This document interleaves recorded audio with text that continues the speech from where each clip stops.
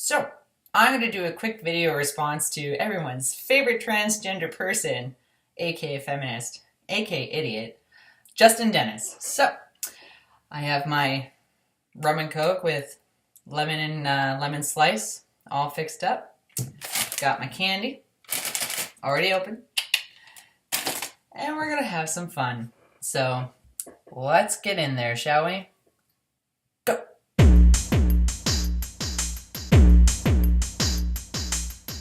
I find it weird that rape is the only crime that people tend to get really skeptical about. Like, you could come up to someone and say that someone stole your car or vandalized your house or something, and they'd be like, oh no, that's awful, I'm sorry, are you okay? But go up to that same person and say that you were raped, and it's likely that their response will be more like, are you sure? Did you really fight it? Weren't you kind of asking for it? So here's the difference between the first acts of crime, the theft and the burglary of his car, versus rape. Now, statistically proving, rape is supposed to happen between intimate partners, usually by somebody that you already know. With the car theft and the burglary, well, those tend to be what I call stranger danger. So those are totally out of one's control. If you were the victim of a car theft or a burglary in your home, well, you weren't expecting it, basically, right? So there's stranger crime, and then there is intimate crime. And rape is under intimate crime, which means that we have to be more skeptical to make sure that this crime was actually a rape crime, a sexual assault crime, or perhaps just rough intercourse, sexual performance. Was it a kink? Like, was it role play? Was there consent, right? So a lot of this revolves around consent, whereas the first crimes don't consent, whereas the second one does. This isn't okay. We have to believe survivors when they come forward with their stories. That act alone takes a lot of bravery and strength, and it's so harmful to tell a survivor that they didn't experience what they know they experienced. Okay, first off, for rape survivors, yes, he's right in that sense that it is a very brave act for you to step forward and come forward with that crime. Okay, so it is a brave thing. However, being an intimate crime, such as rape and sexual assault, we need skepticism. We can't really 100% believe you all the time because you might have lied. You might experience something that wasn't really true. You might have had a misunderstanding. Like, we need to ask a survivor these questions, okay? It's part of the investigation to prove if an actual rape occurred. Justin here believes that you have to 100% believe the victim no matter what, because they won't be able to tolerate it if you are skeptical to their, accusation. You know what? And the thing is that coddling survivors is actually not that great. You have to walk on eggshells with them, okay? So you have to be gentle with them. You have to listen to them, be sympathetic, obviously, because something supposedly traumatizing happened to them. But at the same time, you have to expose them little by little to the truth of the matter, their role in it, the accused role in it, okay? Any other persons, witnesses, or anybody involved with this, we have to consider those people's involvement in this crime act, okay? I believe that we cannot coddle victims. Okay, I believe that in order for a survivor to properly heal, they must be presented with their traumatizing event in order for them to overcome that trauma and step up in order for them to heal. So, listen and believe mentality is harmful to real rape survivors, to accusations of rape, and to the whole due process. This is why we ask the questions, because we need to make sure that this is actually a rape crime. So because of that, here are 10 lies we're told about rape survivors that are not true at all. Number 1, they're lying about being raped. Lie number 1. Well, you know what? They can actually lie. He's assuming here, okay, that women never lie. To all the ladies out there, have you always told the truth about everything? Have you told the truth about your relationships? Have you told the truth whenever circumstances are pointing out that you might be backed up into a corner? Do you 100% tell the truth, or do you kind of white lie in order to get out of trouble? Okay? Here's the thing. Men lie. Women lie. And children lie. It is a human tendency to lie. Now, some of us are more truthful than others. Others are completely compulsive liars. No matter what you do with them, they will always be lying based off insecurity or they're psychotic, whatever. People lie, all right? And sometimes rape victims lie. And it's the responsibility of police investigators, detectives, courts, social media now, to be skeptical when somebody comes forward with a crime, even if it's men. You know, I do the same with men, okay? It's just that it happens a lot with women, and we need to ask these questions in order to break things down. So he's lying. Sometimes some victims do lie.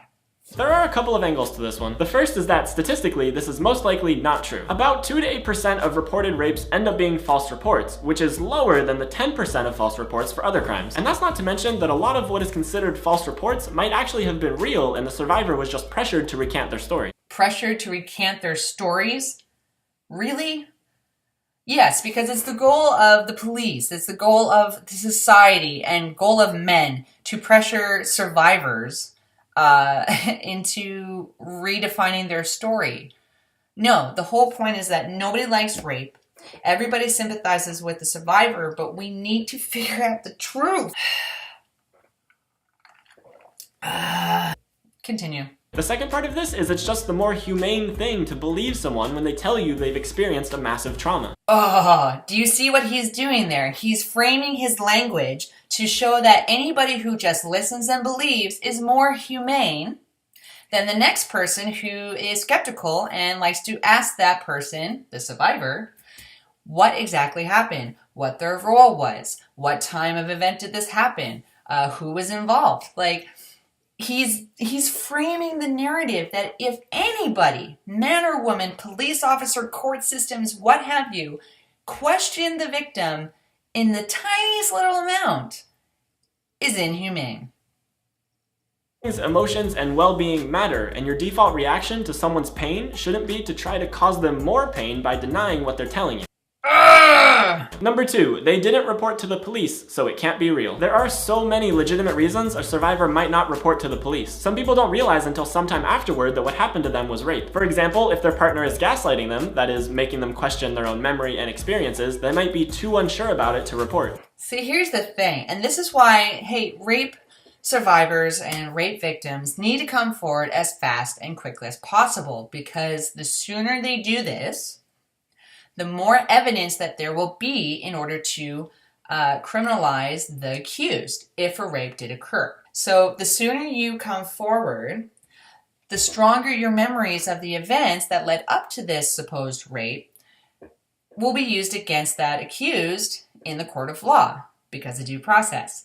So if a rape victim doesn't come forward until years later, like in some cases with Bill Cosby case where these women 20, 30, 40 years later have come forward, like there's no evidence to show that an actual rape occurred based off, it's just all he said, she said, right? Because as we age, our memory fails, okay? Your memory will fail, my memory will fail, everybody's memory will fail. Others know that they could report, but they choose not to because they're afraid of the negative reaction they'll get from the police. They're not afraid of the negative consequences from the police. The police are there to help us. They are there to protect us. Unfortunately, when a crime of rape happens, we're always after the fact. Cops come in to clean up the mess. People will find out later, and they will sympathize, and they will listen, and they will help whenever they can. But it is always after the fact. Okay, Justin, you need to understand this, all right? You're an idiot. Because, let's face it, a police station isn't the most welcoming scenario to open up about something like that, and police officers are known for not knowing how to talk to survivors in a sensitive way. It's not the most welcoming scenario? Like, who raised you? What made you to think this way, Justin? Or maybe they just knew what kind of negative attention it would garner if they did report to the police and they were afraid that people weren't going to believe them. Or maybe they don't have enough evidence to convict someone in court, but they still know what happened to them. Oh, So there's not enough evidence. Due process can't really find justice for this when there's lack of evidence or faulty memory after, let's say, a year or so of somebody actually coming forward. So with no evidence, your case is going to be dismissed, okay? Then you're going to be shown as a false reporter. The whole point of due process is to figure out if a crime did happen, okay? So the story comes from both sides, the accused and the accuser. So the sooner an accuser comes forward with their evidence, the more evidence this person has, the more likely chance this person will be convicted and sent away to prison so as not to hurt anyone else ever again. Rape survivors, listen, it's terrible what happened to you, and I'm sorry for that, okay? But you need to understand that don't just make the choice to not come forward, okay? You need to come forward as soon as possible when this happens. If somebody takes something from you, wouldn't you want to heal yourself? Wouldn't you want to fill that hole again? And in order for you to heal yourself, you need to come forward with as much evidence as possible, as honest as you can be, okay? And then the accused will get convicted. We can't help you if you don't help yourself. See, the whole thing with feminism is that their victim complex narrative says that women have to be 100% believed no matter what, even though they're lying, and then they throw an innocent man into jail for a crime that they didn't commit. This will start up the Salem witch trials again, and we all know how that turned out. Going to the police is not the one true indicator of if someone was raped. I don't know. I don't know what to say about this. Like, if you make the choice not to come forward, it's on you.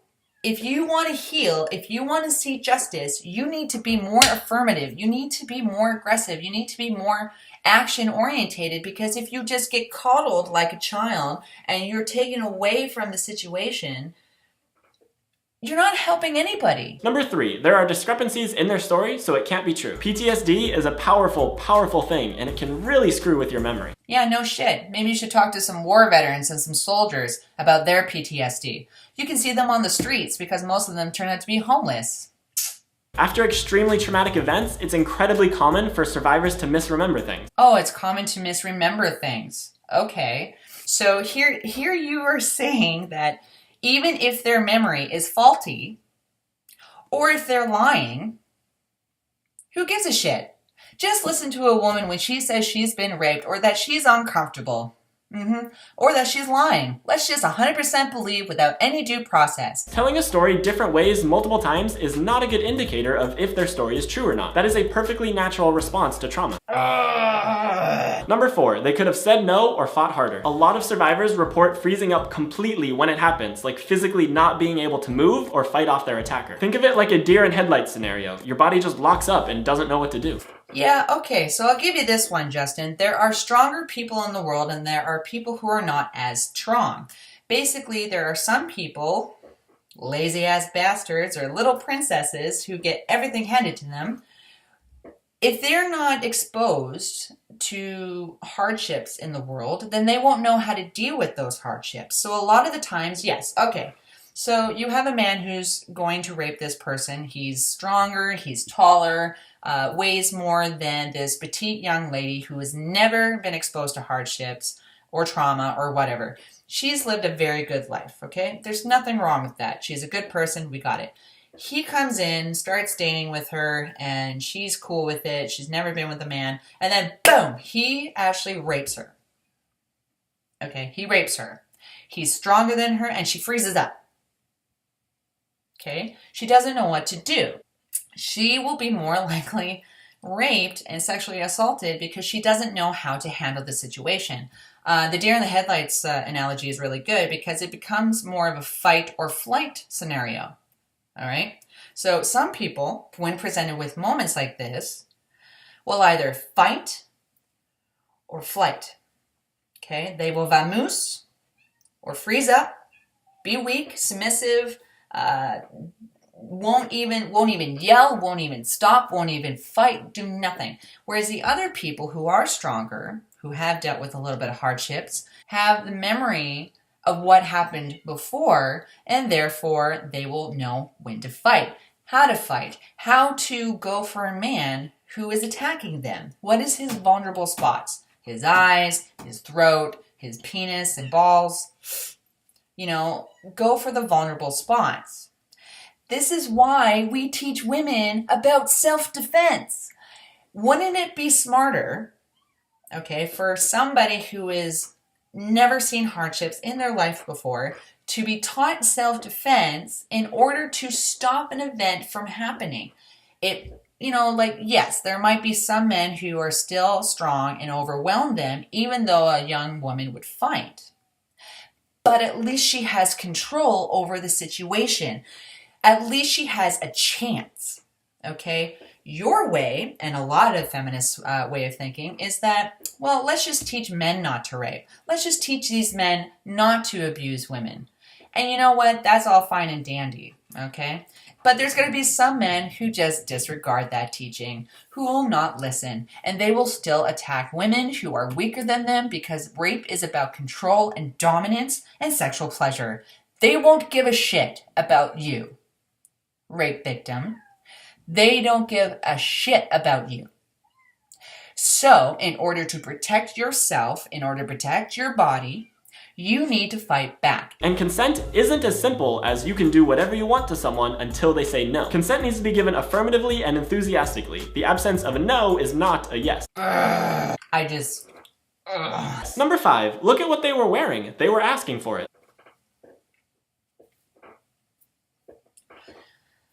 Nobody asked this question unless there's something relevant in regards to what they were wearing that day. Let's say she says that she was raped on a Sunday while she went to church wearing a so-and-so dress, but then there's evidence somehow that there was semen on a red dress, Or something with DNA, or some eyewitness said, actually she wasn't wearing that dress on Sunday, she was actually wearing slacks, which actually could indicate whether a rape happened or not. So, nobody thinks rape victims deserve it based on what they were wearing, However, there are certain questions that would indicate what one is wearing that might help find evidence in order to prove if this act actually occurred. I am so sick and tired of feminists using this goddamn body-shaming bullshit in regards to, look at what you were wearing. There is no way to justify this. Nobody asked to get raped. People wearing skirts and people wearing sweatpants get raped. Your clothing has nothing to do with it. He's right. Your clothing has nothing to do with it. In fact, if you actually wear more outgoing clothing, let's say more skimpy outfits, more confident clothing, guess what? Most rapists, both men and women, will go for somebody they will see as submissive, quiet, or timid. Somebody who is more confident and expressing that out in their personality, they are going to be trouble to this rapist. So what you wear does actually indicate whether or not a attacker will come attack you. Sometimes. Number 6, they just want attention. I've literally never understood this one because nothing positive ever comes from someone publicly accusing their rapist. They're dragged through a long, painful legal process and usually smeared across the internet. Yeah, and definitely the accused as well. And when it's proven that they're innocent, even when they're innocent, they are still put through the ringer. They lose their job or any future job opportunities. They are still labeled as a rapist because stupid people like you will protest there with the goddamn sign saying, "We believe the victim, no matter what." Even though the evidence has said this, and I think that she was lying. Oh, it doesn't matter because we need to sympathize with the victim and all men are pigs. Nobody gets famous as a rape survivor. Nobody wants that attention.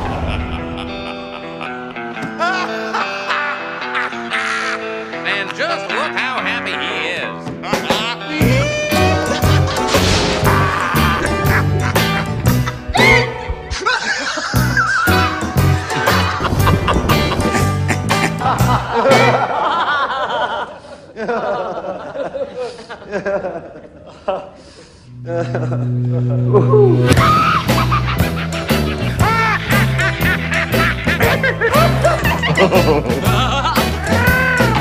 Ha ha ha ha ha.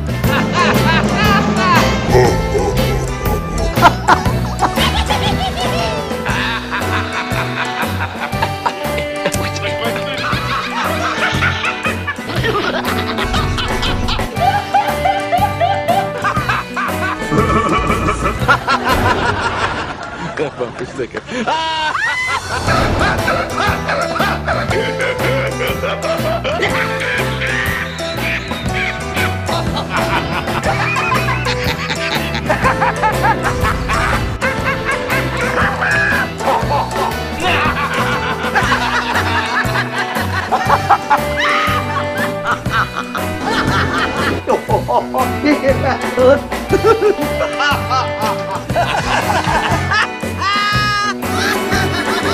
Laugh it up, fuzzball.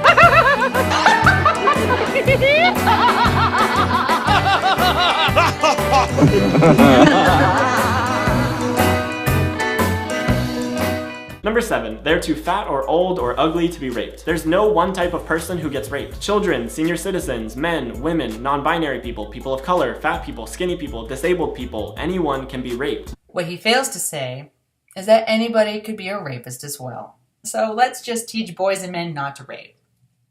Rapists don't pick victims based on how attractive they think they are, because rape isn't about sexual pleasure, it's about power and domination. Wrong. I mean, a lot of intimate partners who might rape their partners, it's for sexual pleasure. Like, sometimes nobody really understands the boundaries for sex. Sometimes lines are crossed with some partners when the other partner is not too sure. This is where, yes, consent needs to be verbal. Your body language needs to express that you want sex and that you're okay with it. If you're not okay with it, say it. This goes for both guys and girls. If you're not okay with something, say no. Like, stand up and be confident. And if that person still doesn't get it, punch him in the face. And besides, this kind of thinking is based on a very narrow view of what makes someone attractive. In reality, attractiveness is extremely subjective, and projecting your ideas of attractiveness onto someone else to validate if they were raped or not doesn't make any sense. Number 8, they couldn't have been raped because they're a man. Unfortunately, men do get raped, and there's a huge stigma around talking about it because of our twisted ideas of masculinity. Yeah, there is a huge stigma around because feminists keep labeling all men as rapists and that we should teach boys and men not to rape. So what about the women? Should we teach them not to rape? An erection doesn't necessarily mean that someone is sexually aroused or consenting to sex. A lot of other things can cause that. Like I said before, people of any gender can be raped. Number 9, they couldn't have been raped because they were in a relationship with the person. Partner rape is also a real thing that happens. Yeah, it is the most frequent type of rape and sexual assault. Usually a victim who is victimized in these acts is usually from someone that they know.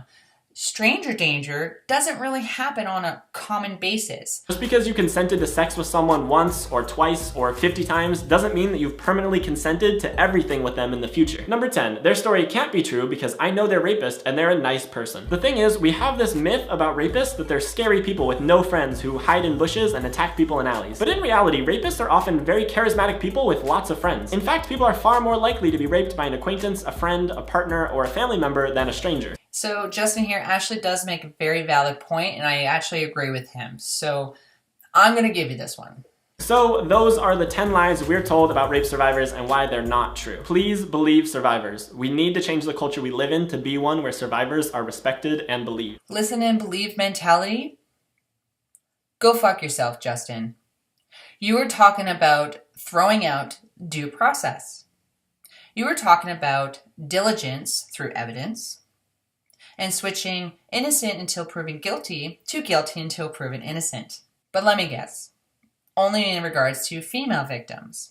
Because we don't want to hurt their feelings. We don't want to expose them to the roles that they were a part of in this act, or the roles of their attacker, because it's just too hard for them.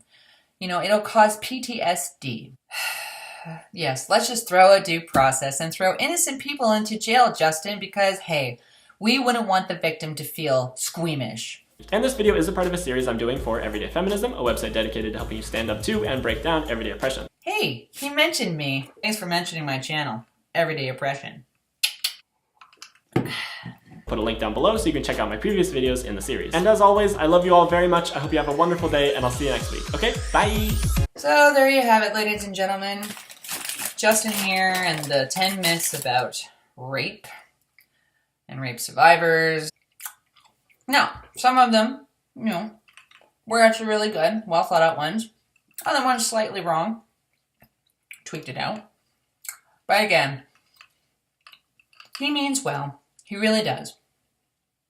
but he just needs to use his brain a little bit more in regards to due process, throw out the listen and believe mentality, and always be skeptical of anybody accusing anybody else of a crime, be that theft, breaking and entering, and yes, rape. Alright guys, let me know in the comment section below what you guys thought about my commentary. How do you feel about Justin? Did he make a lot of right points? Did I make some valid points as well? So any commentary is well appreciated. You all take care of each other. Bye. Have the memory capability, or have the memory capability.